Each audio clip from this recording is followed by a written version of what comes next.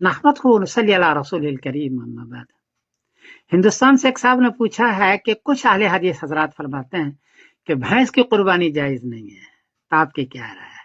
जवाबन अर्ज है कि अक्सर अहले हदीस तो यही फरमाते हैं कि भैंस की कुर्बानी जायज है, कुछ हजरात फरमाते हैं कि जायज नहीं है, क्योंकि इमाम सौरी रहमतुल्लाह अलैह जो बहुत बड़े ताबई हैं, उन्होंने फरमाया तो सबुल जवामी से माल बाकर है।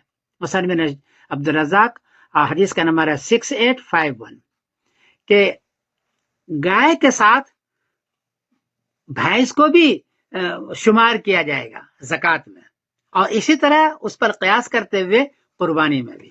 तो भैंस गाय की एक किस्म है, गोया के उसी के किस्म में से शुमार किया जाता है, इसलिए भैंस की कुर्बानी भी जायज है। हदीस के अंदर मौजूद है अनी बहर रज़ियल्लाहु तआला अन्हु अना रसूलुल्लाह सल्लल्लाहु अलैहि वसल्लम क़ाल मन कान लहु साअतुन व लम युज़ह फला यक़रबन्ना मुसल्लाना। इब्न माजा शरीफ हदीस का नंबर है 3123। आप सल्लल्लाहु अलैहि वसल्लम फरमाया कि जो मालदार हो, साहिब निसाब हो और कुर्बानी न करता हो, साथ हो, गुंजाइश हो, तो हमारे ईदगाह में आए। इतनी बड़ी ताकीद है, इसलिए जिसको गुंजाइश है, जो साहिब निसाब है, उनको कुर्बानी करनी चाहिए।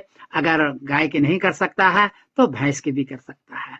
अलबत्ता इतनी बात याद रखें कि ये रोड पर न करें, लोगों को तकलीफ होगी, गैर मुस्लिमों को, उनकी निजात उसकी आंत वगैरह को दफन कर दिया करें ताकि बदबू भी न हो और किसी को तकलीफ नहीं हो, ये जरूरी है।